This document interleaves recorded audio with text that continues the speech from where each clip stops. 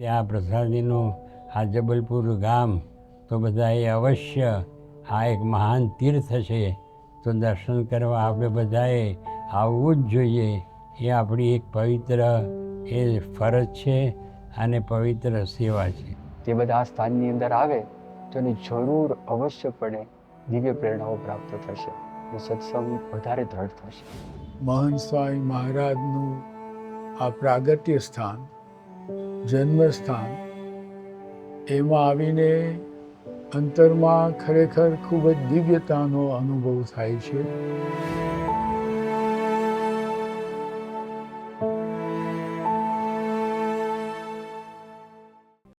श्रीमत्सद्गुणशालिनं चिदचिदिव्याप्तं च दिव्याकृतिं जीवेशाक्षरमुक्तकोटिसुखदं नैकावताराधिपं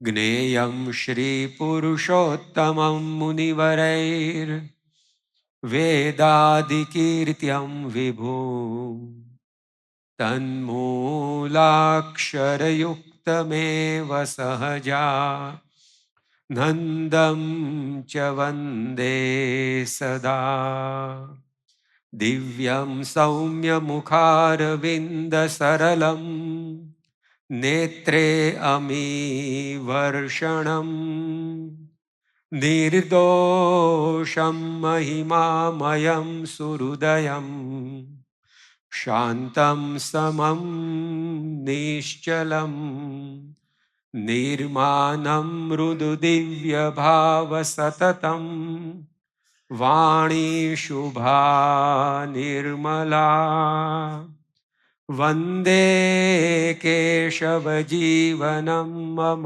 गुरुं स्वामी महन्तं सदा. श्री स्वामीनारायण भगवाननी जय. अक्षर पुरुषोत्तम महाराजनी जय. गुणातीतानंद स्वामी महाराजनी जय. भगतजी महाराजनी जय. शास्त्रीजी महाराजनी जय. योगीजी महाराजनी जय. प्रमुख स्वामी महाराजनी जय. महंत स्वामी महाराजनी जय. સુરત અક્ષરધામ મહોત્સવની જય. ઈસવીસન 1991માં બ્રહ્મ સ્વરૂપ પ્રમુખ સ્વામી મહારાજના સાનિધ્યમાં અમેરિકા ખાતે કલ્ચરલ ફેસ્ટિવલ ઓફ ઇન્ડિયા ઉજવાયો. તે પ્રસંગે મહંત સ્વામી મહારાજ પણ આ ઉત્સવની સેવામાં ત્યાં પધારેલા. એક મહિનાના ઉત્સવ પછી જ્યારે પ્રમુખ સ્વામી મહારાજ આફ્રિકાનો પ્રવાસ ખેડતા ખેડતા 6 ઓક્ટોબરના દિવસે મલાવી દેશમાં પધારેલા. ત્યાંના આપણા સનિષ્ઠ સત્સંગીઓ જશભાઈ,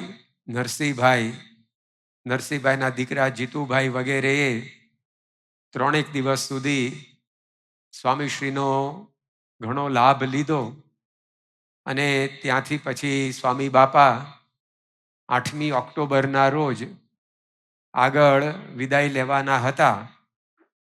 તે વખતે યજમાન હરિભક્તના દીકરા જીતુભાઈ એમણે પ્રમુખ સ્વામી મહારાજને કહ્યું કે સ્વામી આપ અહીંયા 3 દિવસ રોકાયા, હજી વધારે નથી રહેવું, કારણ કે સત્પુરુષની વિદાય એ કોઈને ગમે નહીં. એટલે એ યુવકે સ્વામી બાપાને કહ્યું કે બાપા અહીંયા વધારે રહેવું નથી. ત્યારે પ્રમુખ સ્વામી મહારાજે કહેલું કે અમે અહીં અખંડ રહ્યા છીએ, અમે આ ઘરની રોજ સ્મૃતિ કરશું કે અહીંયા અમે નાતા, અહીંયા પૂજા કરતા, અહીંયા જમતા, અને તમે પણ સ્મૃતિ કરજો.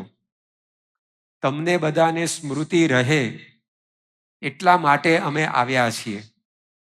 આ વાત જે પ્રમુખ સ્વામી મહારાજે કરી, તો એના આધારે આપણને સમજાય છે કે કેવળ એ દેશમાં આવવું એટલું નહીં, પરંતુ આ પૃથ્વી ઉપર સત્પુરુષનું આવવું એ આપણને સૌને એમના ચરિત્રોની સ્મૃતિ રહે અને તે દ્વારા આપણું કલ્યાણ થાય એના માટે હોય છે. એમનું અવતરણ હોય કે એમનું વિચરણ હોય, એ પોતાના ભક્તોની સ્મૃતિ માટે, સુખ માટે હોય છે. તો અહીંયા જબલપુરમાં પણ મહંત સ્વામી મહારાજ પ્રગટ થયા, આ પૃથ્વી પર આવ્યા. અહીંયા રહીને એમણે જે ચરિત્રો કર્યા એનો પણ એકમાત્ર હેતુ આપણને સૌને એમની સ્મૃતિ રહે, તે દ્વારા આપણું મન એમના સ્વરૂપમાં જોડાય અને એ સ્વરૂપની અંદર જોડાયેલા આપણા મનને લીધે અંતે આપણું કલ્યાણ થાય. આવો એક ઉમદા પારલૌકિક હેતુ સત્પુરુષ મનમાં રાખીને પૃથ્વી ઉપર અવતાર ધારણ કરે છે. એટલા માટે એમના ચરિત્રો અંગે હરિલીલામૃતની અંદર કવિશ્વર દલપતરામે લખ્યું, કર્યા અદ્ભુત એવા ચરિત્ર, પ્રાણી સાંભળી થાય પવિત્ર, સ્નેહે સત્સંગી સર્વ સંભારે, મોટા મુનિજન ધ્યાનમાં ધારે. શ્રીજી મહારાજના ચરિત્રો વિશે આ જે લખાયું છે, સત્પુરુષના ચરિત્રોને પણ એટલું જ લાગુ પડે છે કે એમના ચરિત્રોને જે કોઈ સંભાળે, એનું ધ્યાન કરે, એ બધા પવિત્ર થઈ અંતે મોક્ષ ગતિને પામે છે. તો અહીંયા ગુરુ હરિએ જે પોતાનો શૈશવકાળ, કિશોર અવસ્થા વિતાવી, તેના આધારે આપણે એમના ચરિત્રોનું રસપાન કરી રહ્યા છીએ. ગયા દિવસે આપણે સ્વામીશ્રીના શાળાકીય અભ્યાસની વાતો જોઈ. એની અંદર આપણને ખ્યાલ આવ્યો કે સ્વામીશ્રી અહીંયા જ્યારે ભણતા ત્યારે એમની એ કિશોર અવસ્થામાં તેઓ શરીરથી સુદૃઢ હતા. કસાયેલા શરીરથી જે કંઈ રમતગમતની અંદર ભાગ લેવાનો થાય એની અંદર એ ભાગ લેતા. એટલું જ નહીં, પરંતુ એ દરેક રમતમાં એમનું દૈવત, કૌવત એ ઝળકી ઉઠતું અને આગળ પડતા ક્રમાંકે તે સ્પર્ધાઓની અંદર એ વિજેતા થતા. શરીરની સાથે તેઓની બુદ્ધિ કક્ષા પણ અસાધારણ હતી. એનો અનુભવ એમને ભણાવનારા શિક્ષકો, એમની સાથે ભણતા મિત્રો, સહાધ્યાયીઓ, એ દરેકને થતો. એના પણ પ્રસંગો એ આપણે કેટલાક ગઈકાલના પારાયણના અંત ભાગમાં જોયેલા. સ્વામીશ્રીની આવી બુદ્ધિ કક્ષા, એમનું રમતગમત પરનું પ્રભુત્વ, એની સાથે એમના જીવનમાં જોવા મળતા ગુણો, એનાથી દરેકને એમના પ્રત્યે આકર્ષણ થતું અને એમના પ્રિન્સિપાલ સહિત સૌને અંતરમાં એવી કબૂલાત થઈ રહેતી કે આ છાત્ર એ સમયાંતરે આગળ જતા ખૂબ મહાન થશે. અને એ અનુભવ મહંત સ્વામી મહારાજના જીવનમાં જ્યારે જ્યારે પણ કોઈ એમના સંપર્કમાં આવ્યું છે ત્યારે દરેકને થયો છે. એમાં આપણે પીટર બ્રેન્ટનું દ્રષ્ટાંત જોયેલું. સ્વામીશ્રીના હૃદય પર શસ્ત્રક્રિયા કરનારા ડૉક્ટર સુધાંશુ ભટ્ટાચાર્યની વાત આપણે જાણેલી. સ્વામીશ્રીના યોગમાં આવેલા હોલેન્ડવાસી હનકોક. આ બધાના પ્રસંગો દ્વારા આપણને સમજાય છે કે સત્પુરુષની દિવ્યતા એ બાલ્યાવસ્થાથી લઈને છેક સુધી એવી ને એવી જળવાઈ રહેલી હોય છે, કારણ કે એ જન્મજાત હોય છે. જેમ ગળપણ ગોળથી કદી છૂટું ન પડે, મીઠાશ શેરડીથી કદી છૂટી ન પડે, એવી જ રીતે સત્પુરુષ એવી અલૌકિક દિવ્યતા સાથે આ પૃથ્વી પર અવતરે છે કે એમની દરેક અવસ્થામાં એ દિવ્યતાનો અનુભવ સૌને થાય છે. બાળ, જોબન ને વૃદ્ધાવસ્થા એ તો દેખવા માત્ર વ્યવસ્થા. આવું શ્રીજી મહારાજ માટે લખાયું છે. મહંત સ્વામી મહારાજને પણ એ લાગુ પડે છે, કારણ કે એ મહારાજને એમણે અખંડ ધાર્યા છે. તો એમની બાળ અવસ્થા હોય, યુવાન અવસ્થા હોય કે વૃદ્ધાવસ્થા હોય, એ તો એક વ્યવસ્થા માત્ર છે, પરંતુ એમના જીવનના સદ્ગુણો, એમની અલૌકિકતા, દિવ્યતા એ એવી ને એવી જ જળવાઈ રહેલી છે. તેવા સ્વામીશ્રીના કેટલાક શૈશવકાળના ચરિત્રોનું ગઈકાલે આપણે રસપાન કર્યું. એમના અહીંના અભ્યાસ દરમિયાન સ્વામીશ્રીની એક આગવી પ્રતિભા એ એમની ફોટોગ્રાફિક મેમરી હતી. છબી છાપ યાદ શક્તિ. જેમ આપણે ફોટો કોઈકનો પાડીએ એઝ ઇટ ઇઝ એ આપણને જોવા મળે, કચકડે કંડારાઈ જાય, એમાં આગુ પાછું કશું ના થાય. એમ સ્વામીશ્રી પોતે અહીંયા અભ્યાસ કરતા તો અભ્યાસની અંદર જે કંઈ પણ એમને ભણાવવામાં આવતું એ બધું જ એમને ઈદમ યાદ રહી જતું, વર્ષો પછી એ યાદ રહેતું. આજે જીવનના 9મા દાયકામાં પણ 10મા દાયકામાં પણ સ્વામીશ્રી પોતાના અહીંના જબલપુરના અભ્યાસની ઘણી બધી સ્મૃતિઓ પ્રસંગોપાત સંતો ભક્તો આગળ વાગોળતા રહ્યા છે. એની ઉપરથી આપણને ખ્યાલ આવે કે ખરેખર એમની યાદ શક્તિ, સ્મૃતિ એ ખૂબ જ સતેજ હતી અને સતેજ છે. સ્વામીશ્રી ઘણીવાર અહીંના એમના અભ્યાસકાળના સંસ્મરણો વાગોળતા જુદી જુદી કવિતાઓ, એની પંક્તિઓ એ સંતો ભક્તો સમક્ષ ઉચ્ચારતા આવ્યા છે. ઉદાહરણ રૂપે સ્વામીશ્રી ઘણીવાર એક પંક્તિ એ બોલતા હોય છે, જે જ્હોન બનિયન નામના લેખકે ધ પિલગ્રીમ્સ પ્રોગ્રેસ નામનું પુસ્તક લખ્યું છે. એના બીજા ભાગની અંદર એ કવિતા આવે છે, પંક્તિઓ આવે છે, જે સ્વામીને અહીંયા જબલપુરની શાળામાં ભણાવવામાં આવતી. તો આજની તારીખે પણ સ્વામીશ્રી પોતે એની વાત કરતા કહેતા હોય છે કે અમે સ્કૂલમાં ભણેલા કે he that is down needs fear no fall, he that is low no pride, he that is humble ever shall have got to be his guide. I am content with what I have, little be it or much, and Lord, contentment still I crave, because thou gravest such. આનો ભાવાર્થ સ્વામીશ્રી સમજાવતા હોય છે. એની અંદર સંતોષની વાત આવે છે, નમ્રતા અને દાસ ભાવની વાત આવે છે. આ પંક્તિની અંદર લખવામાં આવ્યું કે he that is down needs fear no fall, he that is low no pride. જે નમ્ર છે, જે ગર્વ સૂનો છે, એને પડવાની બીક રાખવાની જરૂર નથી. જે નમ્ર છે તેના માર્ગદર્શક તરીકે ભગવાન હંમેશા એની સાથે રહે છે. he that is humble ever shall have got to be his guide. જે નમ્રતાથી વર્તે, દાસ થઈને વર્તે, ભગવાન એના ગાઈડ તરીકે, પથદર્શક તરીકે એની સાથે રહેતા હોય છે. આગળ એની અંદર વાત આવી, I am content with what I have, little be it or much. જે કંઈ મારી પાસે છે, ઓછું કે વધતું, પરંતુ એનાથી મને સંતોષ છે. અને એટલે ભગવાન and lord containment steel I crave. અને એ સંતોષની હજીએ હું ઝંખના રાખું છું, એના માટે હું વલખું છું. એટલે કે મારી અભિલાષા છે કે આ સંતોષ સદાય જળવાઈ રહે, કારણ કે એનાથી કોઈની ઉણપ, કમી એ જીવનમાં જણાતી નથી. તો આ કવિતા એ સ્વામીશ્રી પોતે આજે પણ સંભાળતા હોય છે. જ્યારે તેઓ અમેરિકાના પૂર્વ રાષ્ટ્રપ્રમુખ બરાક ઓબામાને મળ્યા ત્યારે પણ પોતે એમણે આ પંક્તિઓનું સ્મરણ કરેલું. એવી જ રીતે સ્વામીશ્રીના મુખેથી અહીંયા અભ્યાસ કરેલી એક અન્ય પંક્તિ, કાવ્ય, એ પણ આપણને અવારનવાર સાંભળવા મળતું હોય છે. 80 વર્ષ પસાર થઈ ગયા પછી પણ કડકડાટ એ વાક્યો, પંક્તિઓ સ્વામી બોલી બતાવે. એમાં એક કાવ્ય સ્વામી કે અમારે શાળામાં ભણવામાં આવતું, ધ બ્રુક એટલે કે ઝરણું. આલ્ફ્રેડ લોર્ડ ટેનિસન આ નામના અંગ્રેજ કવિનું એક કાવ્ય છે. અને એક ઝરણું પોતે પોતાની આપવીતી સંભળાવે છે. એ પ્રકારની અંદર એ કવિએ લખાણની અંદર રજૂઆત કરી છે. કુલ 9 અંતરાનું એ કાવ્ય છે. એક અંતરામાં 3 લીટીઓ આવે છે.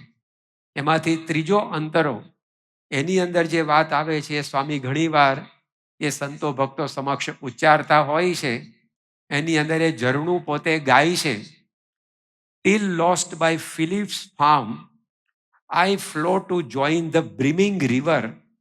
For men may come and men may go, but I go on forever. એ ઝરણું પોતે કહે છે કે હું પોતે આ રીતે ફિલિપ્સ ફાર્મ એટલે કોઈ વ્યક્તિના ખેતરની અંદરથી એ વહેતા વહેતા બ્રિમિંગ રિવર ભરપૂર નદીની અંદર પ્રવેશ્યું. ઝરણા નદીમાં ભળતા હોય છે. તે રીતે હું આ રીતે એકલું અટુલું ફરતું ફરતું નદીમાં પ્રવેશી ગયું. અને માણસો તો આવશે અને જશે, પણ હું કાયમ વહેતું રહેવાનું છું. તો આવી પ્રકારની એ ભાવના એ ઝરણાની અંદર કાવ્યની અંદર ઝીલાઈ છે. તો એ પણ સ્વામી પોતે અવારનવાર એ સંભાળતા હોય છે. ત્યારબાદ તારીખ 1 ડિસેમ્બર 1994 દિવસે સ્વામીશ્રીએ એક પત્રની અંદર એક યુવકને લખેલું કે હજુ હું બાળપણમાં સ્કૂલમાં ભણેલી સૈનિકની એક વાર્તા એ ભૂલી શકતો નથી. આવી ઘેરી છાપ એ વાર્તાની એમના મનોમસ્તિષ્ક પર અહીંયાના અભ્યાસ દરમિયાન પડેલી. એ સૈનિકની વાર્તા એ કઈ વાર્તા? તો એ પણ the charge of the light brigade આ નામનું એક કાવ્ય છે, જેમાં સૈનિકોની કથા આલ્ફ્રેડ લોર્ડ ટેનિસને પોતે લખી છે. 1854ના વર્ષની અંદર બ્રિટિશ સૈન્ય એ ક્રિમેઇયન વોરની અંદર જોડાયેલું અને એ યુદ્ધમાં એને રશિયન સૈન્ય સાથે સામનો કરવાનો થયેલો. અને બેટલ ઓફ બેલાક્લેવા એની અંદર એકવાર ઉપરીથી જે સેનાપતિ જેવો વ્યક્તિ હોય એના દ્વારા એક નાની કુમક 600 સૈનિકોની એને એક ખોટો આદેશ અપાઈ ગયો. જે આદેશ આપનારાની ભૂલ હતી, પરંતુ એ ભૂલનો ખ્યાલ સૈનિકોને પણ આવ્યો કે આ જે આદેશ આપણને આપવામાં આવ્યો છે એની અંદર મૃત્યુ સિવાય કશું જ નથી. છતાં પણ એક સૈનિકે સવાલ ઉઠાવ્યો નહીં કે આ સેનાપતિની ભૂલ થાય છે. અને એ 600 સૈનિકો એ પોતે એ મૃત્યુના મુખમાં ધસી ગયા.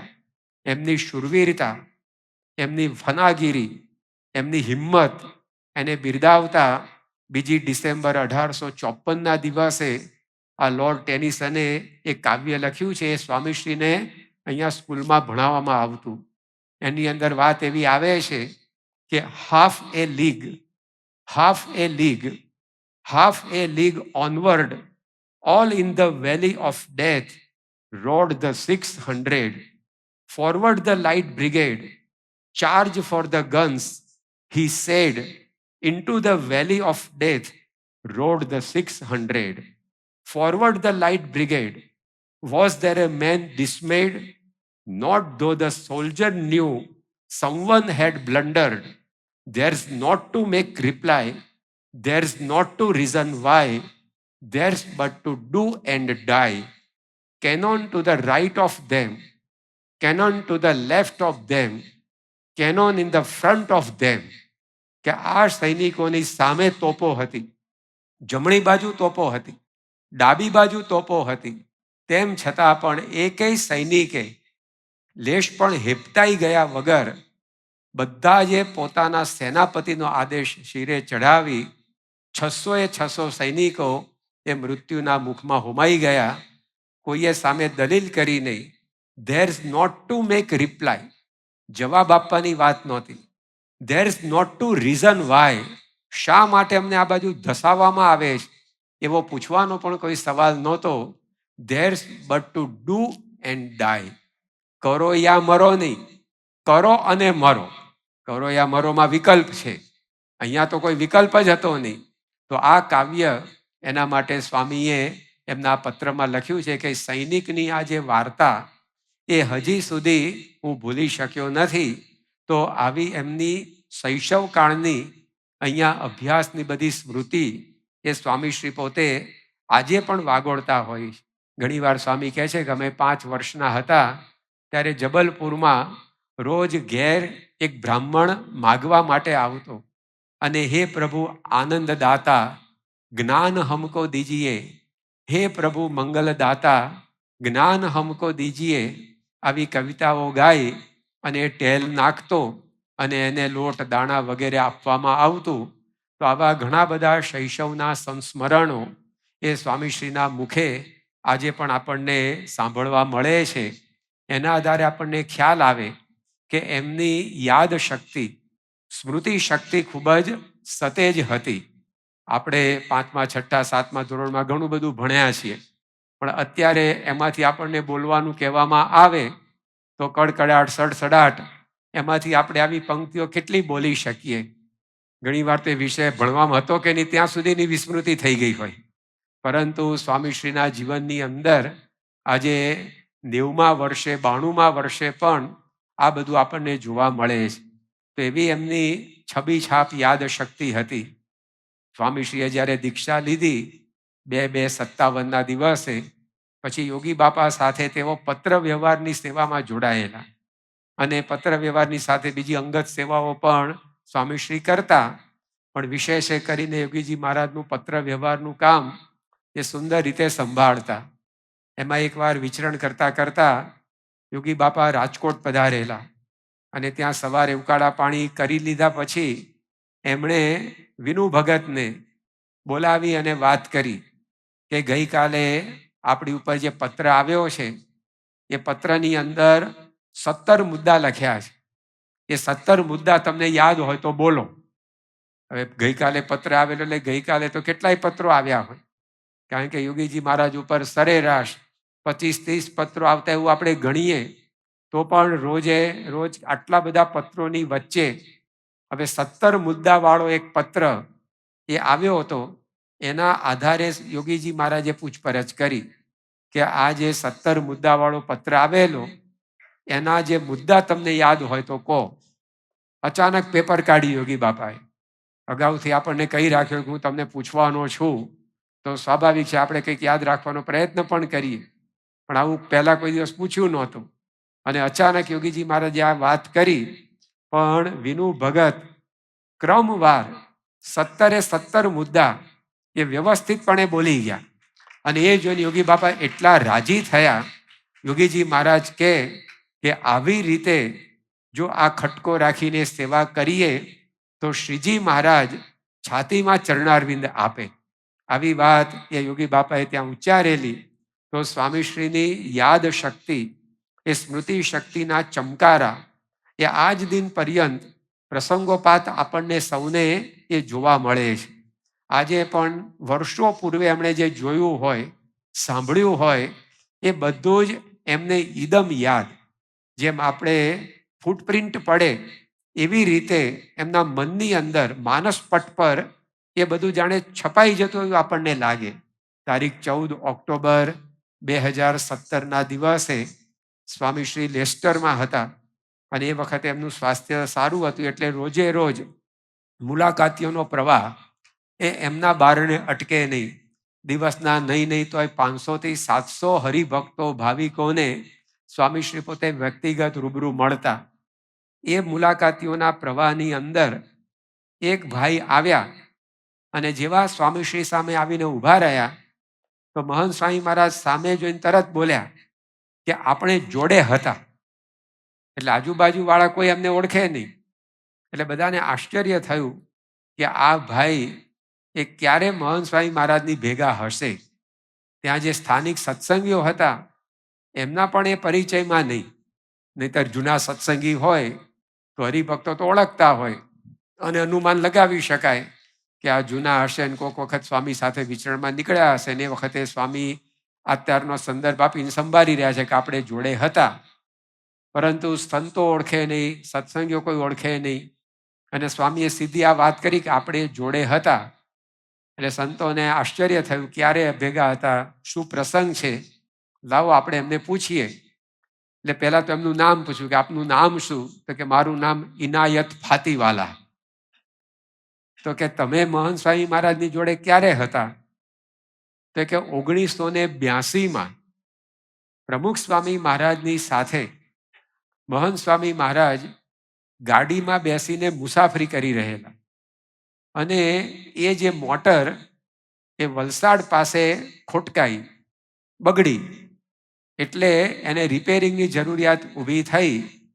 તે વખતે મારા પિતાશ્રી એ પોતે આ મરામતનું કામ કરતા, તો એમણે એ મોટરની મરામત કરી આપેલી, અને મોટર ચાલુ થઈ પછી એ ગાડીમાં બેસી અને હું સંતો સાથે જ્યાં પ્રમુખ સ્વામી મહારાજને જવાનું હતું ત્યાં આગળ ભેગો ગયેલો. એ સંદર્ભમાં સ્વામી મને કહે છે કે આપણે જોડે હતા.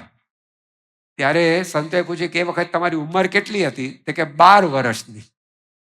12 વર્ષનો બાળક 5-15 મિનિટના પ્રવાસ પૂરતો ભેગો હતો. તે સમયની સ્મૃતિ 1982ની એ સ્વામીએ 2017ની અંદર 45 વર્ષ પછી ઈદમ યાદ કરી. તો એમના જીવનની અંદર આપણે જોઈએ છીએ કે એ અહીંયા ભણવાની અંદર જે બધું એમને એક પલકની અંદર યાદ રહેતું, તો એની એ જ એમની ક્વોલિટી, પ્રતિભા એ છેક સુધી એવી ને એવી જળવાઈ છે. તારીખ 10 ડિસેમ્બર 2016ના રોજ સાંકરીમાં મહંત સ્વામી મહારાજ બધા હરિભક્તોને મળી રહેલા, અને તે વખતે આફ્રિકાના ઝામ્બિયાથી રાજેશ પટેલ નામના એક ભાઈ એ સ્વામીશ્રીના દર્શન માટે આવ્યા. અને જેવા સ્વામી પાસે આવ્યા તરત સ્વામી બોલ્યા, લાલ ગાડી. એટલે બધાને થયું કે આ લાલ ગાડીનો સંદર્ભ શું છે? એટલે પેલા હરિભક્તને પૂછ્યું કે સ્વામી બોલ્યા લાલ ગાડી, તે લાલ ગાડી સાથે તમારી શું સ્મૃતિ સંકળાયેલી છે? તો એ રાજેશભાઈએ કહ્યું કે 1960માં યોગીજી મહારાજની સાથે પાર્ષદના પરિવેશમાં મહંત સ્વામી મહારાજ આફ્રિકાની યાત્રાએ પધારેલા, અને તે વખતે ઝામ્બિયામાં ધનસુખભાઈ નામના એક હરિભક્ત, એમની લાલ ગાડીમાં અમે પધરામણી કરવા ભેગા ફરતા. એટલે સ્વામીએ યાદ કરીને કહે છે કે લાલ ગાડી. હવે 1960નું વર્ષ અને આ 2016ની વાત, 56 વર્ષ પછી સ્વામીશ્રી પોતે ગાડીનો રંગ સુદ્ધા ભૂલ્યા નહોતા.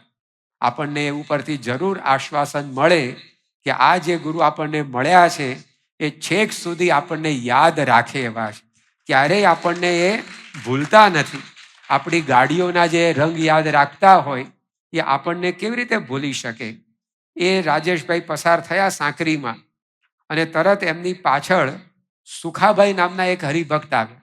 એ સ્થાનિક હતા, આ હરિભક્ત પરદેશના હતા. પેલા જે સુખાભાઈ આવ્યા એ સ્થાનિક એ વિસ્તારના હરિભક્ત, અને એ સુખાભાઈ એમનો પરિચય એ સંતો એ જ્યાં આપવા માટે ગયા ત્યાં મહંત સ્વામી મારા સામેથી બોલ્યા, આહિર ઘર સભાની ઝુંબેશ ચલાવેલી. તો સ્વામીશ્રીને ન કેવળ હરિભક્ત યાદ રહે છે, પરંતુ એ હરિભક્તે સત્સંગમાં શું કર્યું છે એને પણ એ યાદ રાખે છે. તો આ જે આહિર ભક્ત હતા એ ઘર સભા માટે ઘરોઘર ફરતા એ રિપોર્ટ એ તો મહંત સ્વામી મહારાજને ઘણા વર્ષો પહેલા અપાયેલ. ત્યાર પછી તો સ્વામીશ્રી ક્યારેય હરિભક્તને મળ્યા નહોતા, પરંતુ એ હરિભક્તનો પરિચય અપાયો તરત એની વિશેષતા સાથે સ્વામીશ્રીએ પોતે એમને યાદ કર્યા. તો આવી રીતે એમના જીવનની અંદર અનેક પ્રસંગે આપણને જોવા મળે છે કે એકવાર પણ જે એમના યોગમાં આવે એને પોતે ક્યારેય પણ ભૂલતા નથી. 2017ના વર્ષમાં સ્વામીશ્રી 23મી માર્ચના રોજ આફ્રિકાના નૈરોબીથી વિદાય લઈ અને આગળના સેન્ટરમાં જવાના હતા. હરિભક્તો બધા એમને વિદાય આપવા માટે આવેલા. એમાં ત્યાંના અગ્રણી હરિભક્ત હર્ષદભાઈ રાણા એ સ્વામીશ્રી રૂમમાંથી બહાર નીકળે તો સામે જ દર્શન માટે ઊભા હતા, અને જેવા સ્વામીશ્રી એમને જોયા તરત મહંત સ્વામી મહારાજ બોલ્યા કે યોગી બાપાની છેલ્લી ટ્રીપમાં, એટલે કે 1970માં યોગીજીમાં જે છેલ્લી આફ્રિકાની યાત્રા કરી તે વખતે તમે આ રીતે ટપકાવાળું મફલર પહેરી અને યોગી બાપાની ભેગા ફરતા હતા, અને યુવાન હતા અને એકદમ ફાંકડા લાગતા હતા. આમ સ્વામીએ વાત કરી.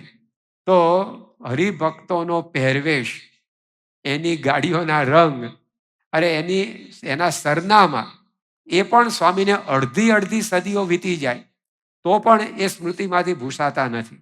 તારીખ 10મી માર્ચ 2019ના દિવસે સ્વામી શ્રી તિથલમાં ફૂલોની હોલી એનો લાભ આપી પછી ઉતારામાં આવતા હતા. ઉતારામાં પ્રવેશતા હરિભક્તોએ જે વસ્તુઓ પ્રસાદીની કરવા માટે મૂકી હોય એની ઉપર એમને પુષ્પો પધરાવવાના હતા. તો સ્વામીશ્રીએ ત્યાં પુષ્પો પધરાવ્યા અને આગળ જતા હતા તો ત્યાં આગળ એક હરિભક્ત ઊભા હતા. એ હરિભક્તે પોતાની ઓળખ એ મહંત સ્વામી મહારાજને આપી કે સ્વામી, હું લીલાપોરના રમણભાઈનો જમાઈ છું.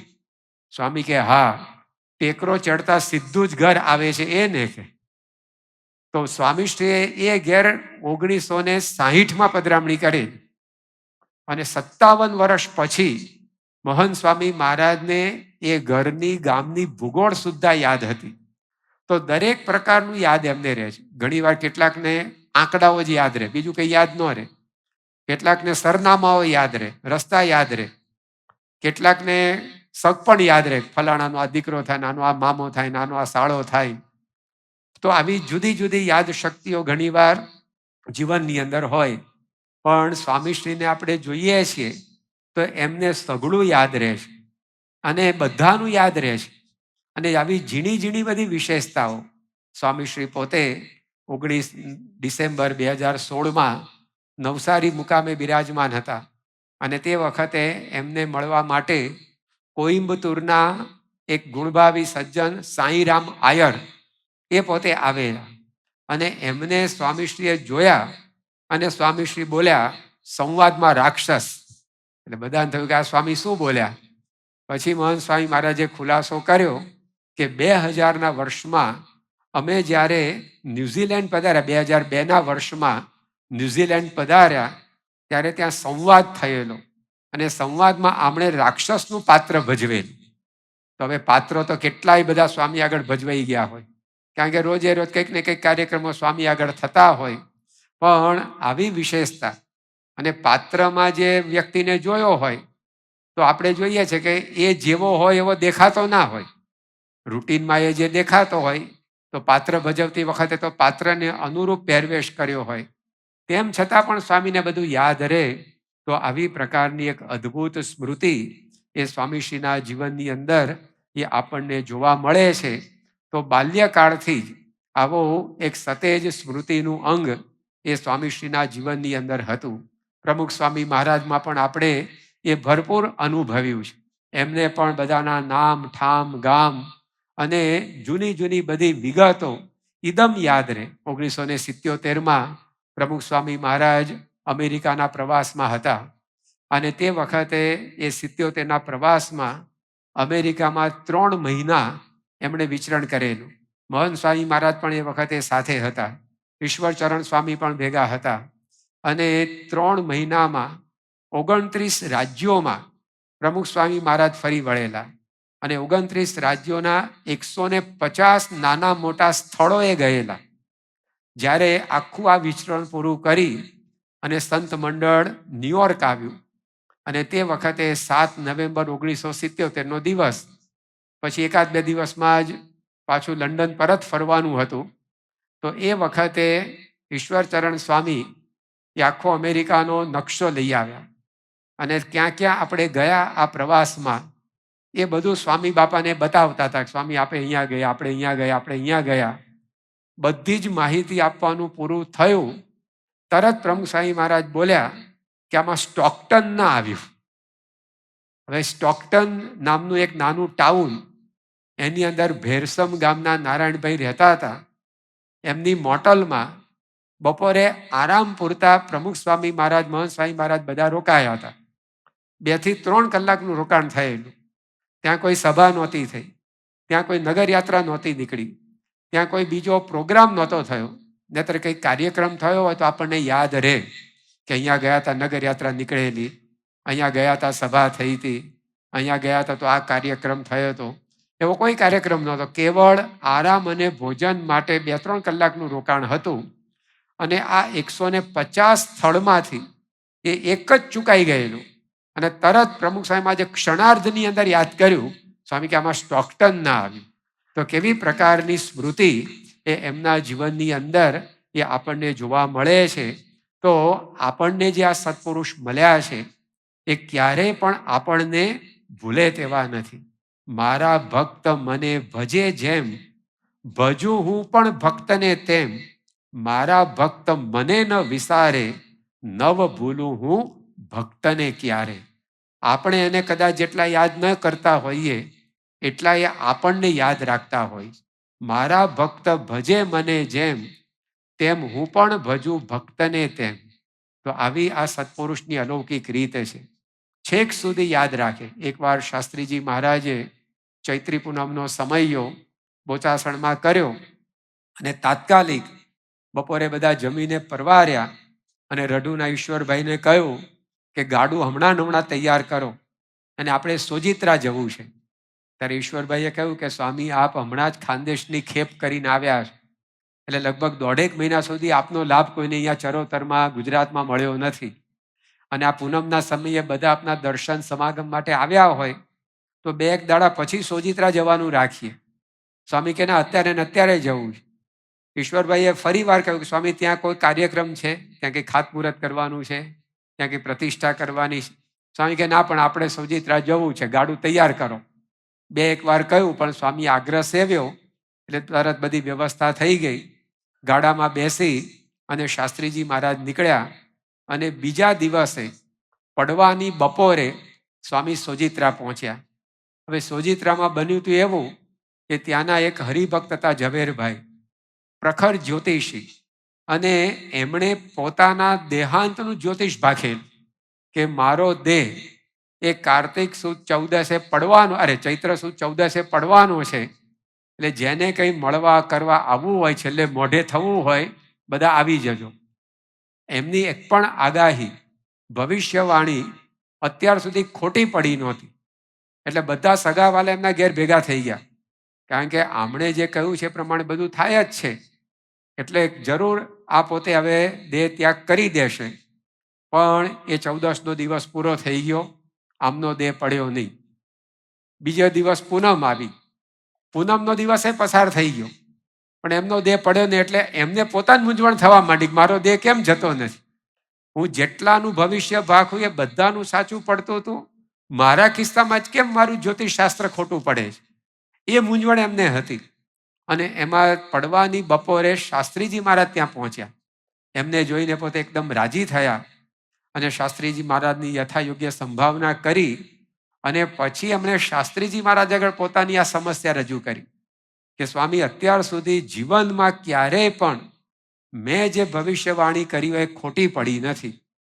મારા કિસ્સામાં કેમ આવું બન્યું?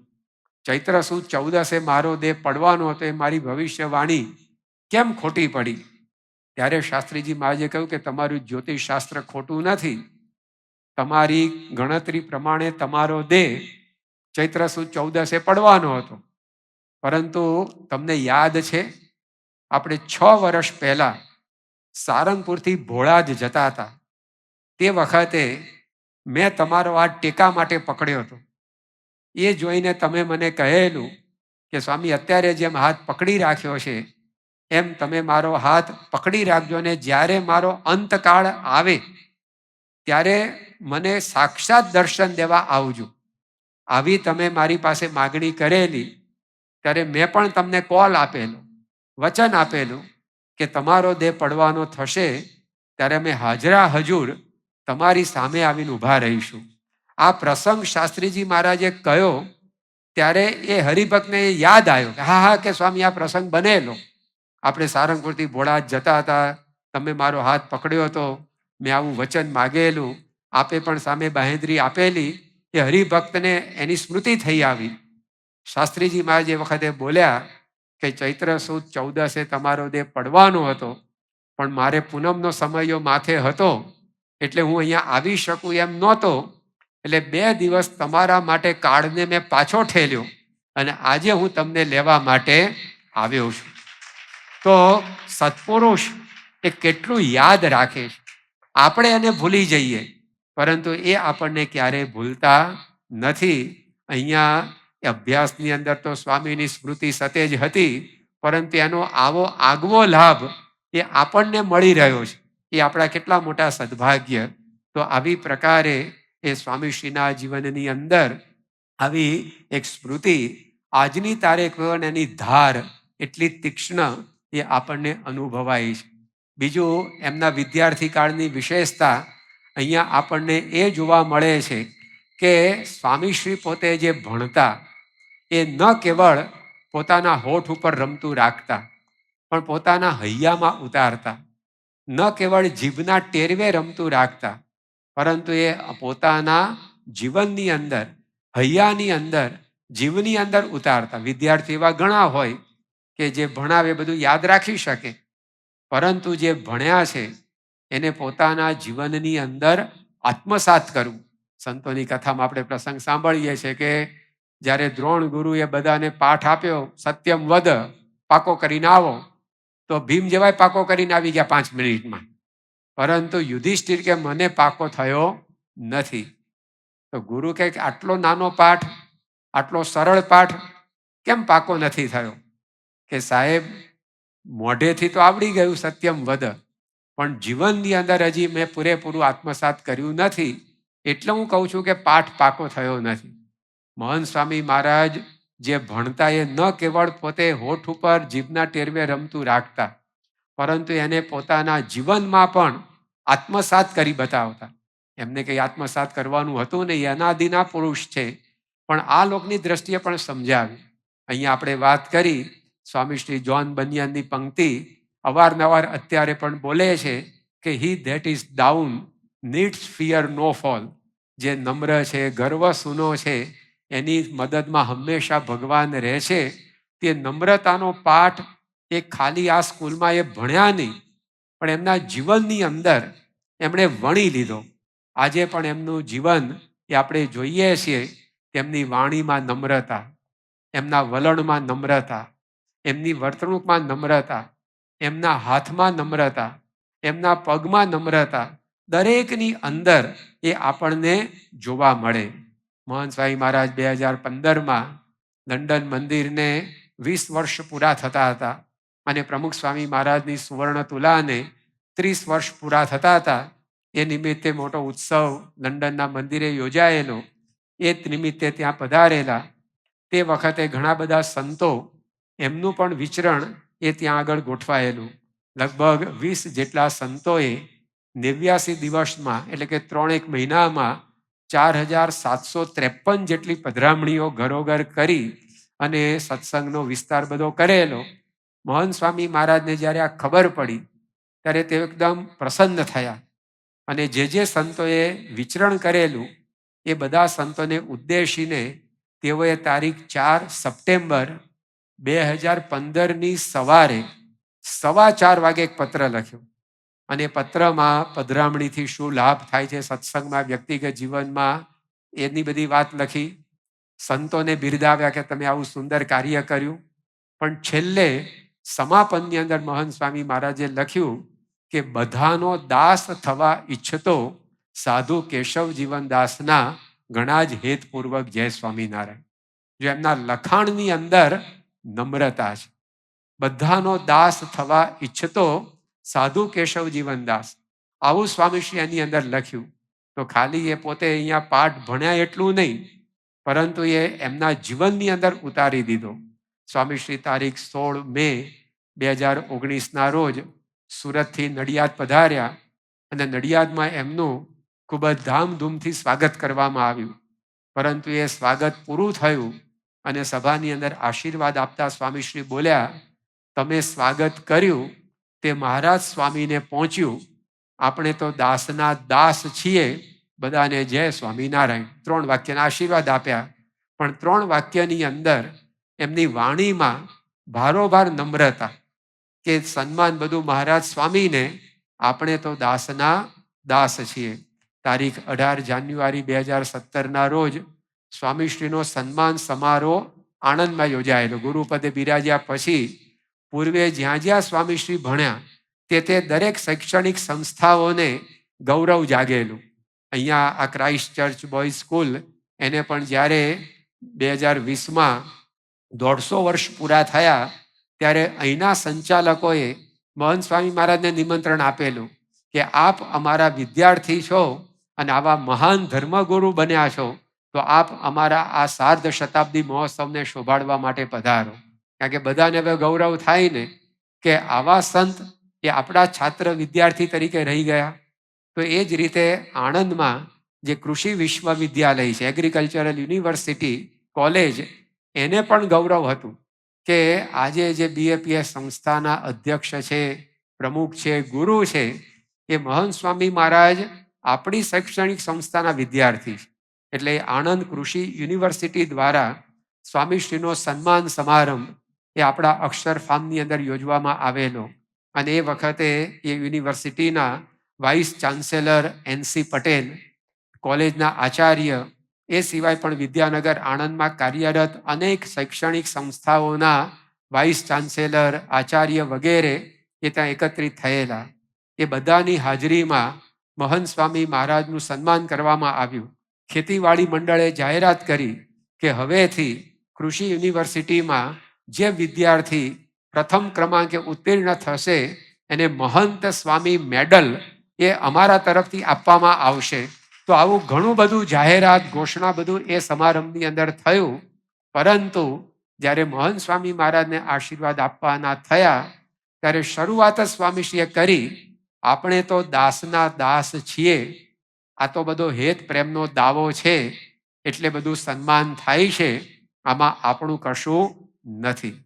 તો આવા સન્માનના અવસરે પણ સ્વામીશ્રીની વાણીમાં લેશ અહંકારની, જેમ પ્રમુખ સ્વામી મહારાજની સુવર્ણ તુલા લંડનમાં થઈ, પણ એ પ્રસંગે એમણે જે નમ્રતાથી નિતરતા આશીર્વાદ આપ્યા એ સાંભળીને સુરતના ઉદ્યોગપતિ CK પીઠાવાલાને સત્સંગ થઈ ગયો. હવે સન્માનના સમયે વાણીમાં નમ્રતા આવે ને એ વસ્તુ આખી અલગ છે. કોઈ પૂછતું ના હોય ને ત્યારે માણસના જીવનમાં નમ્રતા એ વસ્તુ જુદી. પરંતુ જ્યારે સન્માન મળતું જાય, મહારાજે વચનામૃતમાં લખ્યું કે 5 માણસ માનતા હોય ત્યારે અહંકાર જુદો હોય, એને 50 માનતા થાય ત્યારે અહંકાર જુદો હોય, એને 500 જણા માનતા થાય ત્યારે અહંકાર જુદો હોય. તો આવી પ્રકારનું સુવર્ણ તુલા જેવું સન્માન હવે એ વખતે અંતરમાં કેવા ભાવ જાગે એ તો હવે આપણે તો કલ્પના કરવાની રહી. કારણ કે આપણી તો કોઈ મમરાથી એ તુલા કરવાનું નથી, તો સોનાની તો ક્યાંથી થાય. પરંતુ સુવર્ણ તુલા જેવું સન્માન એ સમયે પણ સ્વામીશ્રી કહે છે કે આપણાથી શેક્યો પાપડે ભાંગે એવો નથી. તો એ જ વારસો આજે મહંત સ્વામી મહારાજના જીવનમાં પણ જોવા મળે છે. એના લખાણમાં નમ્રતા, એમની વાણીની અંદર નમ્રતા, એના મનમાં નમ્રતા. ઘણીવાર વાણીમાં નમ્રતા આવી શકે, લખાણમાં આવી શકે, પણ મનમાં તો દાસનો દાસ નહીં, બાપનો બાપ થઈને ફરતો હોય. સ્વામીશ્રી ઘણીવાર કથામાં કહેતા હોય, આમ બધાને હાથ જોડતો હોય, બધાને નમન કરતો હોય, પણ મનમાં પાછો દાસ ભાવ ના હોય. સ્વામીને તો મનની અંદર પણ એ ભાવના. 21 જુલાઈ 2019 રોજ અટલાદરામાં સ્વામીશ્રી સમક્ષ એક વાર્તાલાપ ચાલતો હતો. એમાં એમને પૂછવામાં આવ્યું કે સ્વામી, રોજ આપ પ્રાતઃ પૂજા પછી બધા હરિભક્તને હાથ જોડી પ્રણામ પાઠવો છો, તો તે વખતે શું કરો છો, શું વિચારો છો? આપણે બધાએ જોયું છે લગભગ 8 થી 10 મિનિટ સ્વામીશ્રી પોતે બધાને જય સ્વામિનારાયણ કહેતા હોય પૂજા પછી. તો સ્વામીશ્રીને જ્યારે આ પૂછ્યું ત્યારે મહંત સ્વામી મહારાજ બોલ્યા કે હું હાથ જોડી બધાને જય સ્વામિનારાયણ કરતા કરતા દરેક હરિભક્તની આંખમાં આંખ પરોવીને બોલતો જાઉં છું મનમાં કે હું આ હરિભક્તનો દાસ છું, હું આ હરિભક્તનો દાસ છું, હું આ હરિભક્તનો દાસ છું. તો એમના જીવનની અંદર મનમાં પણ નમ્રતા છે, વાણીમાં પણ નમ્રતા છે, લખાણમાં પણ નમ્રતા છે, વલણમાં પણ નમ્રતા છે. મહંત સ્વામી મહારાજ પોતે હિયરિંગ એડ પહેરતા હોય છે, એને પછી આરામ કરવાનો હોય ત્યારે કાઢવામાં આવે. તો સેવક જ્યારે કાઢવા માટે જાય ત્યારે સ્વામી એ સેવકને એ જે યંત્ર છે કાઢવું સરળ પડે એટલે પોતાનું મસ્તક નમાવે, આમ સીધે સીધું ના રાખે, પણ કાઢવું સરળ પડે એટલે પોતાનું મસ્તક થોડુંક આમ ઊંચું નીચું આ રીતે હલાવે. ત્યારે સંતોએ કહ્યું કે સ્વામી, અમે અમારી રીતે એ યંત્ર કાઢી લઈશું, આપે આમ નમવાની જરૂર નહીં. કારણ કે ડાબા કાનમાંથી યંત્ર કાઢવું, સ્વામી આમ સેટ ડાબે નમે, જમણા કાનમાંથી યંત્ર કાઢવાનું, સ્વામી સેટ જમણી બાજુ નમે. એટલે સેવકોએ કહ્યું, સ્વામી આપે નમવાની જરૂર નહીં, અમે અમારી રીતે કાઢી લઈશું. સ્વામી કે મને નમવું ગમે. તો સંતોએ કહ્યું, બાપા આપે નમવાનું ના હોય, અમારે નમવાનું હોય. સ્વામી કે કોઈ નમે કે ન નમે, પણ મને નમવું ગમે. તો જો આ એમનું વલણ છે, એમને એક ગમે છે. જેમ આપણને આઈસ્ક્રીમ ખાવો ગમે, જેમ આપણને જે ભાવતી વાનગી હોય ખાવી ગમે, અમુક આપણને જોવું ગમે, અમુક જગ્યાએ હરવું ફરવું ગમે, તો આપણે ગમે તે ભોગે પણ એ કરીએ.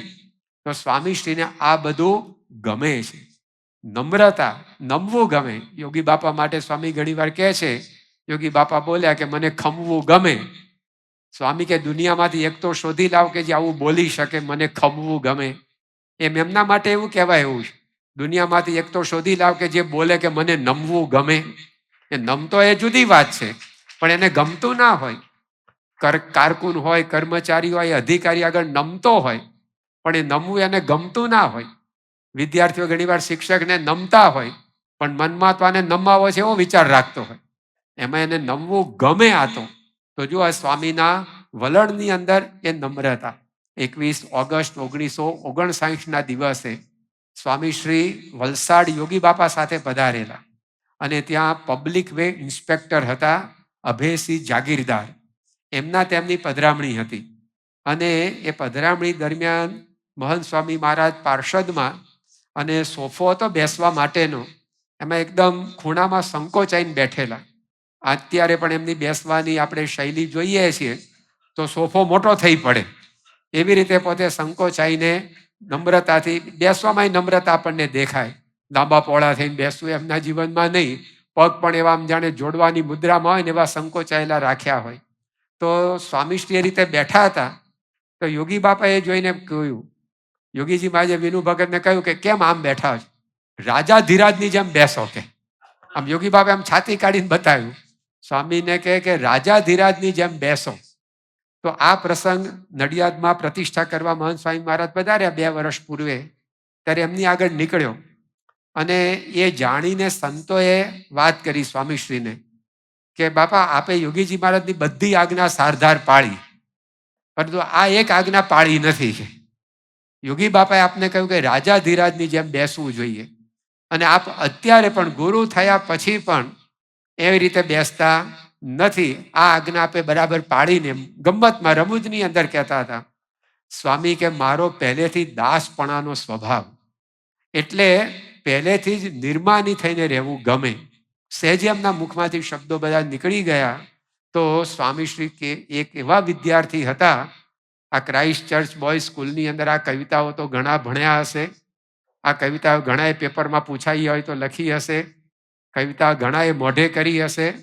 આજની તારીખે પણ કદાચ કોઈક હયાત હશે તેને મોઢે હશે એમ આપણે માની લઈએ, પણ એ ભણેલું જીવનમાં આત્મસાત કરનાર એક વિદ્યાર્થી આ જબલપુરમાં જો પાક્યો હોય તો આપણા મહંત સ્વામી મહારાજ, કે એમનું સાધ્યંત આ જીવન એમણે પોતે બનાવી દીધું. બીજી વાત સ્વામી પોતે કરે છે ચાર્જ ઓફ ધ લાઇટ બ્રિગેડની, કે એમાં ડુ એન્ડ ડાયની વાત હતી, કરો અને મરો, ફનાગીરીની વાત, ઝંપલાઈ દેવાની વાત. તો એમણે જે રીતે યોગીજી મહારાજના વચનોમાં ઝંપલાવ્યું છે, આપણને ખ્યાલ આવે કે એ ખાલી ભણ્યા નથી, પરંતુ એ ગણ્યા પણ છે.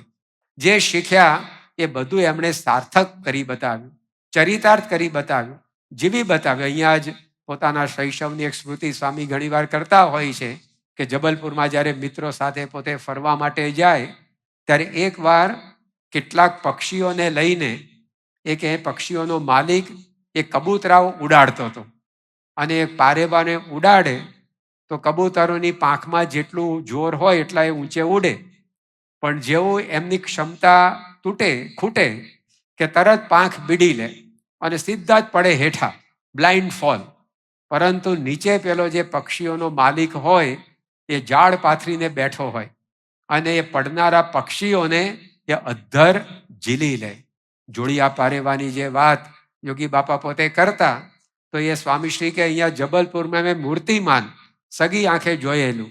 તો એ ખાલી જોયેલું ને ભણેલું નહીં, પણ ખરેખર યોગીજી મહારાજના વચને એ જોડિયા પારેવાની જેમ જ એમણે પોતાનું જીવન યાહોમ કર્યું, એ આપણે જોઈ શકીએ છીએ.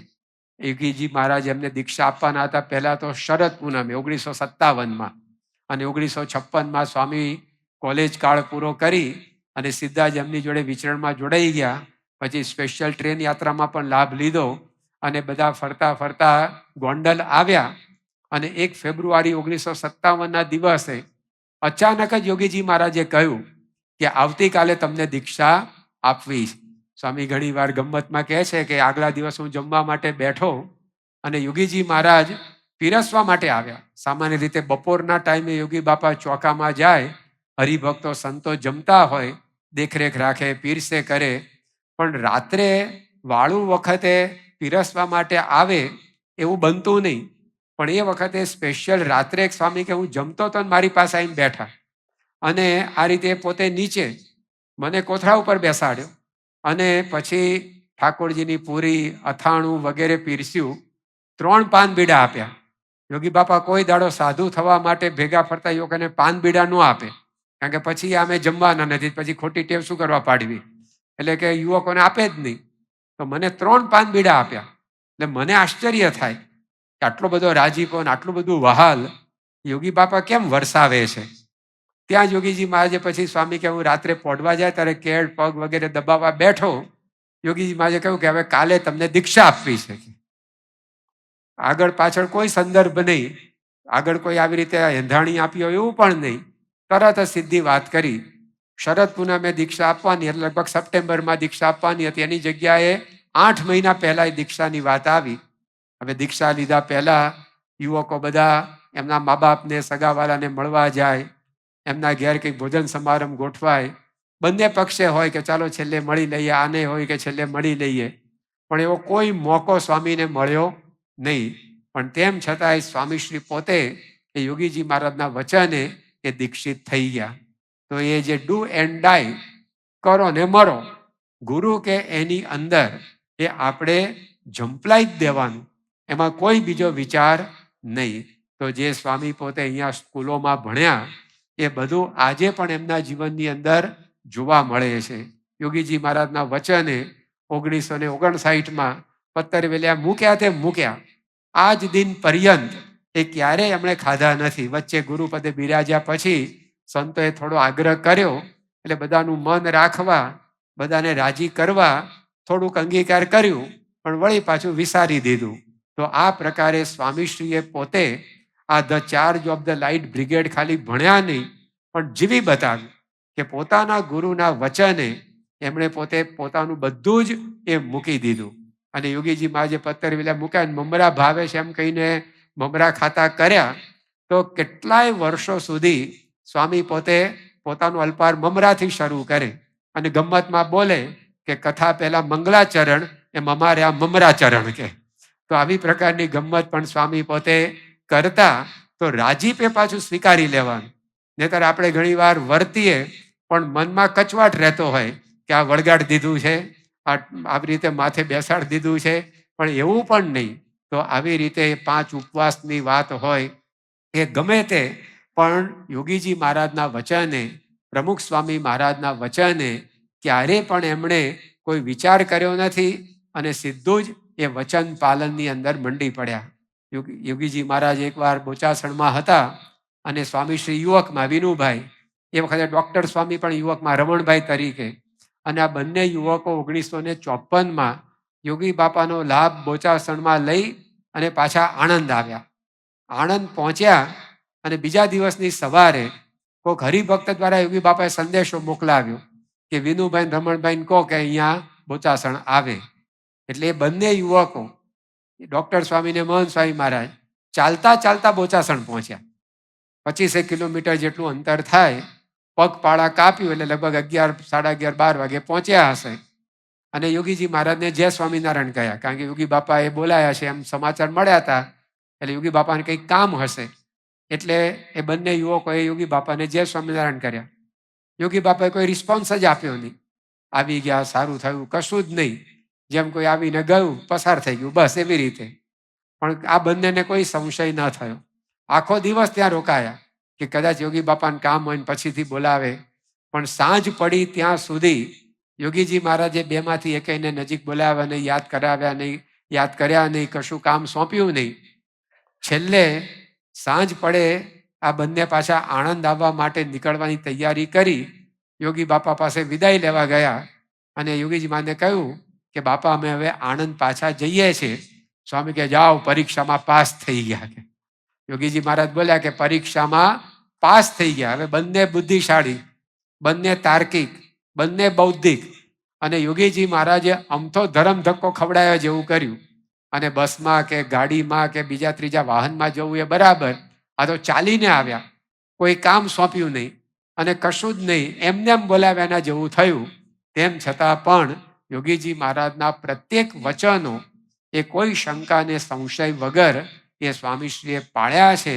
તો આપણને એની ઉપરથી ખ્યાલ આવે કે એમના જીવનની અંદર એમણે પોતે અહીંયા જે કંઈ પણ પાઠ ભણ્યા એ બધા જ જીવી બતાવ્યા. તો આવી પ્રકારની એક અલૌકિક એ સ્વામીશ્રીની અભ્યાસ શૈલી હતી. કેવળ ગોખી કાઢવું, યાદ રાખવું એવું નહીં, પણ એને જીવનમાં પણ ઉતારવું. સાથે સાથે હવે આવો હોશિયાર વિદ્યાર્થી હોય ને, તેજસ્વી વિદ્યાર્થી હોય, જે હંમેશા વનઅપમેનશીપની અંદર માને, હું બીજા કરતાં જુદો છું, આવી અને ભાવના રહે, બધા સાથે બહુ ભળી ના શકે. પરંતુ સ્વામીશ્રી એમની કળાથી, આવડતથી, બુદ્ધિથી તો અલગ સાબિત થતા, પરંતુ એમના ગુણોથી પણ અલગ સાબિત થતા. તો આટલી એમની પાસે તેજસ્વીતા, બુદ્ધિશક્તિ, તેમ છતાં પણ દરેક વિદ્યાર્થીને મદદ કરવાની ભાવના. હવે જે આવો હોશિયાર તેજસ્વી વિદ્યાર્થી હોય એ પહેલું કામ પોતાનું પૂરું કરીને મનમાં મલકાય કે વાહ, આપણે બધા કરતાં પહેલું લેસન કરી દીધું, બધા કરતાં સારું લેસન કરી દીધું. પરંતુ સ્વામી એવી પ્રકારની પ્રકૃતિ ધરાવતા કે બધા ફિનિશ લાઈન ક્રોસ કરવા જોઈએ. ખાલી હું એકલો આગળ વધી જાઉં એવું નહીં, પણ મારી સાથે બધાને એ જે ફિનિશ લાઈન છે ક્રોસ કરાવવી. તો આવી પ્રકારની પહેલેથી એમની ભાવના. એમના ઘરની અંદર જ્યારે મણી કાકા બધા ડેરી પ્રોડક્ટ્સ બનાવે, માખણ હોય, દહીં હોય, દૂધ હોય, તો એ બધું વેચવાની અંદર પણ સ્વામીશ્રી પોતે એ સાયકલ લઈને મદદ કરતા. કારણ કે મણી કાકાની અવસ્થા હોય તો એ વખતે સ્વામીશ્રી પોતે એ વેપાર ધંધાની અંદર પણ સાયકલ પર બેસી આ બધું વેચાણની અંદર એમને મદદ કરતા. તો ઘર હોય કે શાળા હોય, પણ સ્વામી કે અમને બીજાને મદદ કરવી ગમતી. તો એ મદદ કરવાનો સ્વભાવ આજની તારીખે પણ એમના જીવનની અંદર આપણને જોવા મળે. જીવનના દરેક તબક્કામાં સ્વામીશ્રી પોતે તારીખ 9 મે 1969 દિવસે ચાણસદ પધારેલા. ત્યાં આગળ બાઈઓના મંદિરમાં યોગીજી મહારાજના વરદ હસ્તે પ્રતિષ્ઠા થવાની હતી. એ જ વખતે અટલાદરામાં યુવા અધિવેશન પણ ભરાયેલું. એ યુવા અધિવેશનની અંદર પ્રમુખ સ્વામી મહારાજ અને મહંત સ્વામી મહારાજે અધિવેશનનું ઉદ્ઘાટન કર્યું. યોગી બાપા ચાણસદની અંદર હતા, પ્રમુખ સ્વામી મહારાજ તો ચાણસદ આવે નહીં, એટલે પછી એ અધિવેશનનું ઉદ્ઘાટન કરી સ્વામીશ્રી પોતે યોગી બાપા સાથે લાભ લેવા માટે ચાણસદ પહોંચ્યા. જે દિવસે પ્રતિષ્ઠા હતી, આ 9મી મે 1969 દિવસે, તે દિવસની સવારે પુરુષોના મંદિરની અંદર યોગીજી મહારાજનો અલ્પાહાર ગોઠવાયેલો. સાથે 25-50 હરિભક્તો, થોડા ઘણા સંતો પણ હતા. એ બધાનો અલ્પાહાર પૂરો થયો પછી યોગીજી મહારાજ પ્રતિષ્ઠા વિધિનો કાર્યક્રમ કરવા માટે એ જ્યાં સ્થળ મુકરર થયેલું ત્યાં નીકળ્યા.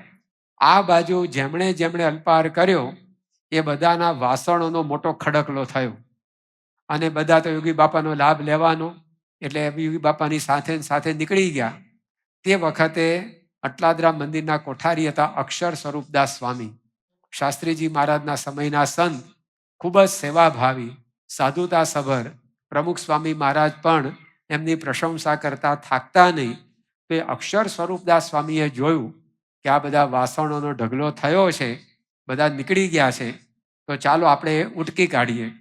તો એ જ્યારે વાસણ ઉટકવા માટે બેઠા, એ વિનુ ભગતે જોયું, એ મહંત સ્વામી મહારાજે જોયું અને મહંત સ્વામી મહારાજે કહ્યું કે સ્વામી તમે રહેવા દો, કારણ કે તો આવા મોટા સંત, વડીલ સંત, શાસ્ત્રીજી મહારાજના સમયના, હવે એ વાસણ ઉટકે કેવી રીતે જોઈ શકાય.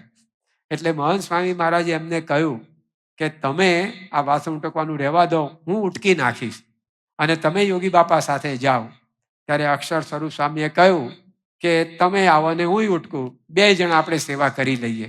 અને એ વખતે મહંત સ્વામી મહારાજે આ રીતે અક્ષર સ્વરૂપ સ્વામીની સાથે રહી એ બધા વાસણો ઉટકી કરી, સ્વચ્છ બધું કરી, પછી એ સભાની અંદર જવા માટે નીકળ્યા. 1969 સુધીમાં તો યોગીજી મહારાજે કેટલો અપરંપાર મહિમા એ મહંત સ્વામી મહારાજનો કહેલો, પણ તેમ છતાંય બીજાને મદદરૂપ કરવાનો સ્વભાવ. જેમ અહીંયા અભ્યાસમાં એ સૌથી આગળ રહેતા, તેજસ્વી હતા, તેમ છતાં પણ બધાને મદદમાં પહોંચવું એવી એમની વૃત્તિ. તો એ જ વૃત્તિ એ અહીંયા પણ આપણને જોવા મળે. 1971ના વર્ષે સ્વામીશ્રી ત્યાં ગોંડલની અંદર બિરાજમાન હતા. યોગી બાપાનું ધામગમન થયા પછી ત્યાં આગળ પ્રમુખ સ્વામી મહારાજના સાનિધ્યમાં ભક્ત ચિંતામણીનું પારાયણ યોજાયું. તે પછી યોગી બાપાના અસ્થિનું વિસર્જન ગોંડલી નદીમાં થયું. આ બધા પ્રસંગોમાં મહંત સ્વામી મહારાજ એ સ્વામી બાપાની સાથે રહેલા. એમાં તારીખ 4 ફેબ્રુઆરી 1971ના દિવસે પ્રસંગ એક એવો બન્યો કે આ જ્યારે યોગી બાપાના ધામગમન પછીની બધી વિધિઓ ચાલી રહેલી, તે વખતે ગઢડા મંદિરના ભંડારમાં સેવા આપતા પ્રભુ સ્વરૂપ સ્વામી, એમને પક્ષાઘાતનો હુમલો, પેરેલિસિસનો એટેક આવેલો અને એમને સારવાર માટે અહીંયા ગોંડલ લાવવામાં આવેલા. રાજકોટના એક નિષ્ણાત ડૉક્ટર એ એમની સારવાર કરતા અને આ પ્રભુ સ્વરૂપ સ્વામી એક ઓરડામાં આરામ કરતા. હવે પક્ષાઘાતને લીધે એ પોતે ઊભા ન થઈ શકે, એમને બધી જ ક્રિયા એ આ રીતે પથારીમાં કરવાની થાય અને જ્યારે કંઈક જરૂર પડે ત્યારે બૂમ પાડે કે ભાઈ કોઈ જતું હોય એમના ઓરડા આગળથી, તો એ સાંભળે અને કંઈક મદદમાં આવે. 4 ફેબ્રુઆરી 1971ની રાત્રે લગભગ 1:30-2 વાગ્યાના સમયે એ સંતને કંઈક જરૂરિયાત ઊભી થઈ હશે અને બૂમ મારતા હતા. હવે રાત્રે બધા સૂઈ ગયા હતા, કોઈએ સાંભળી નહીં હોય, પણ સ્વામીશ્રીને આ અવાજ સંભળાયો અને એમને થયું કે આ કોણ બૂમ પાડે છે. અને જે દિશામાંથી અવાજ આવ્યો તરફ ગયા તો પ્રભુ સ્વરૂપ સ્વામી એમની પથારીની અંદર કણસતા હતા. અને એ સ્વામીશ્રીએ જોયું તો તરત જ પરિસ્થિતિ બધી પામી ગયા. સ્વામીશ્રીએ બીજા એક સંત એમને જગાડ્યા અને એમને મદદમાં રાખીને આ જે પ્રભુ સ્વરૂપ સ્વામી હતા એમની ખરડાયેલી પથારી એ સ્વામીશ્રીએ પોતે ઉઠાવી. સાથે નવું ગાડલું, નવી ચાદર, આ બધું સ્વામીશ્રીએ પાથરી દીધું. એ સંત હતા એને પણ સ્વચ્છ કર્યા અને આ બધું જ એ સંતનું કાર્ય પૂરું કરી અને સ્વામીશ્રી પોતે સ્નાદાદિકથી પરવારી અને પોતે વિશ્રામમાં ગયા. બીજા દિવસે ખબર પડી કે આ સંત એ પોતે અક્ષરવાસ પામ્યા છે. તો સ્વામીશ્રી પોતે એમની અંતિમ વિધિમાં પણ જોડાયા અને છેક સુધી સ્વામીશ્રીએ પોતે આ કાર્ય પૂર્ણ કર્યું. તો બીજાની મદદમાં મધરાતે પણ પહોંચી જવાની એમના મનની અંદર એ વૃત્તિ. બાકી કોઈ બીજા 2 સંતોને બોલાવી પોતે આ વિશ્રામ કરી શક્યા હોત, પણ એમના જીવનની અંદર પહેલેથી જ આ પ્રકારે અન્યને કેમ મદદરૂપ થવું એ ભાવના આપણને જોવા મળે. 29મી માર્ચ 1975ના રોજ જવારજ મુકામે સ્વામીશ્રીને ભયંકર અકસ્માત થયો અને એની અંદર એમના જડબામાં ખૂબ જ ઈજા પહોંચેલી. રક્તસ્રાવ જબરજસ્ત થતો હતો. સાથે હિતેન્દ્રસિંહ નામના યુવક હતા તો એણે પત્તર ધરી રાખેલું. જ્યારે હોસ્પિટલે પહોંચ્યા ત્યારે તો દીપકભાઈ મહેતા નામના ડૉક્ટર આપણા સત્સંગી હાજર હતા. એણે જોયું તો આખું પત્તર લોહીથી ભરાઈ ગયેલું. એટલું બધું લોહી એ સતત નીકળતું હતું. ખટારામાં બેસીને સ્વામીશ્રી પોતે એ ત્યાં આગળ પહોંચેલા અને જ્યારે સ્ટ્રેચરની અંદર એમને લઈ જવાતા હતા ઓપરેશન માટે, ત્યારે મહંત સ્વામી મહારાજે ડૉક્ટરને ભલામણ કરી કે મારી પાછળ શ્રી હરિ સ્વામી આવે છે, એમને પણ વાગ્યું છે, તમે એમની સારવાર કરો. ત્યારે ડૉક્ટરે કહ્યું કે સ્વામી એમને તો થોડું ઘણું જ વાગ્યું છે અને એની ટ્રીટમેન્ટ ચાલુ થઈ ગઈ છે, પણ આપની પરિસ્થિતિ ચિંતાજનક છે અને આપની સારવાર તાત્કાલિક જરૂરી છે. આને પછી સારવાર શરૂ થઈ, પણ એને સંભાળતા એ જે ડૉક્ટર હતા દીપકભાઈ, એમણે પોતે વાત કરી કે આવા સંજોગોની અંદર પણ સ્વામીને બીજાની મદદ કરવાનો જે વિચાર આવ્યો એ જોઈને મને ખૂબ જ આશ્ચર્ય થયું કે સામાન્ય રીતે માંદગી હોય, ઈજા હોય ત્યારે માણસને એમ હોય કે પહેલી ટ્રીટમેન્ટ, જલ્દી ટ્રીટમેન્ટ, સારી ટ્રીટમેન્ટ મને મળે તો સારું. પરંતુ એવા સંજોગોમાં પણ સ્વામી બીજાને તમે મદદરૂપ થાવ, મારું તો બધું થઈ રહેશે એવો ભાવ રાખી અન્ય સંતની મદદમાં ડૉક્ટરને મોકલતા હતા. તો આ જોઈને ડૉક્ટરને પણ ખૂબ આશ્ચર્ય થયું. તો જીવનના કોઈ પણ તબક્કે સ્વામીશ્રીના જીવનની અંદર આપણે જોઈએ છીએ કે નાની મોટી તમામ બાબતોમાં કેમ બધાને મદદરૂપ થવું એ એમની ભાવના. ફેબ્રુઆરી 1991માં સ્વામીશ્રી બોચાસણ પધારેલા, ઉપર મંદિરમાં દર્શન કરવા ગયા અને તે વખતે ત્યાં આગળ પ્રભુજીવન સ્વામી પૂજારી તરીકે હતા. હવે એમની કંઈક જનોઈ ગંઠાઈ ગઈ હશે, તો એ પોતે એની ગાંઠો અને જે કંઈ ગૂંચ હતી એ ઉકેલવા માટે પ્રયત્ન કરતા હતા. અને ત્યાં જ બરાબર સ્વામી દર્શન કરવા માટે આવ્યા અને સ્વામીએ જોયું. સ્વામી કે લાવો હું ગાંઠ ઉકેલી આપું. એમને દોરાની કે દિલની બધી ગાંઠો ઉકેલવાની ફાવટ છે, એટલે સ્વામી કે લાવો હું તમારી ગાંઠ ઉકેલી દઉં. અને સ્વામીએ પોતે એ સંતના જનોઈની ગાંઠ એ 2-5 મિનિટનો પ્રયત્ન કરી અને બધી ખોલી દીધી. વાત કેટલી સામાન્ય છે, પણ એ વૃત્તિ કેવી સ્વામીની! જીવનના વર્ષો પસાર થાય, પરંતુ જે વૃત્તિ એમની શૈશવમાં દેખાય છે એ દરેક જીવનના વળાંકે, દરેક દસકાની અંદર એવી ને એવી જ એ આપણને જોવા મળે છે. તારીખ 2 જાન્યુઆરી 2019ના રોજ સ્વામીશ્રી સુરતની અંદર હતા અને સવારે એમણે પોતે વાત કરી.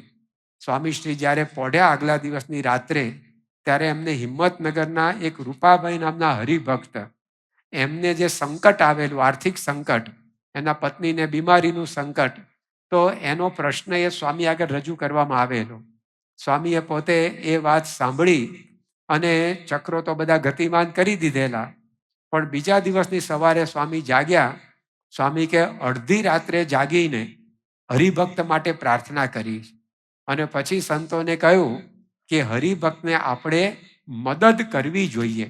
સંતોએ કહ્યું, બાપા આપે ગઈકાલે રસ લીધો ત્યારથી એ મદદનું ચક્ર શરૂ થઈ ગયું છે, આપ શાંતિથી પોઢો, હવે આ વિચાર આપ કરશો નહીં, બધી મદદ પહોંચી રહેશે. પણ અડધી રાત્રે જાગીને પણ બીજાને મદદરૂપ થવાની ભાવના એમના અંતરની અંદર હંમેશા આપણને જોવા મળે છે. તો આવી રીતે સ્વામીશ્રીનું જે શૈશવ છે એ જાણે એમના જીવનની પ્રસ્તાવના હોય એવું આપણને દેખાય. કોઈ પણ પુસ્તક હોય તો પુસ્તકમાં જે વિગતો આવે એ બધી પ્રસ્તાવનાની અંદર સાર રૂપે મૂકવામાં આવતી હોય છે. તો અહીંયા 18 વર્ષનો જે સમયગાળો મહંત સ્વામી મહારાજે પસાર કર્યો છે, તો એ સમયગાળો એ જાણે એમના આગામી જીવનની પ્રસ્તાવના હોય, પ્રિફેસ હોય એવો આપણને લાગે છે.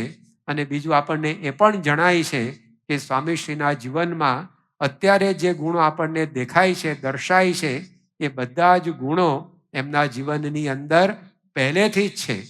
એ કોઈ મેળવેલા કે કેળવેલા નથી, પરંતુ સહજ સિદ્ધ આ બધી સદ્ગુણ સંપત્તિ એમના જીવનની અંદર શૈશવકાળથી જ પૂર બહારમાં ખીલેલી આપણને જોવા મળે છે. તો સ્વામીશ્રીના અહીંના શાળાકીય અભ્યાસની અંદર એમની તીવ્ર યાદ શક્તિ, એમની સ્મૃતિ શક્તિ, એમની અન્યને મદદ કરવાની ભાવના, જે કંઈ શીખ્યા ભણ્યા એ બધું જીવનમાં અપનાવવું, આ બધી અનેક વિશેષતાઓ અહીંના એમના જબલપુરના વસવાટની આપણને આજે યાદ આવે છે.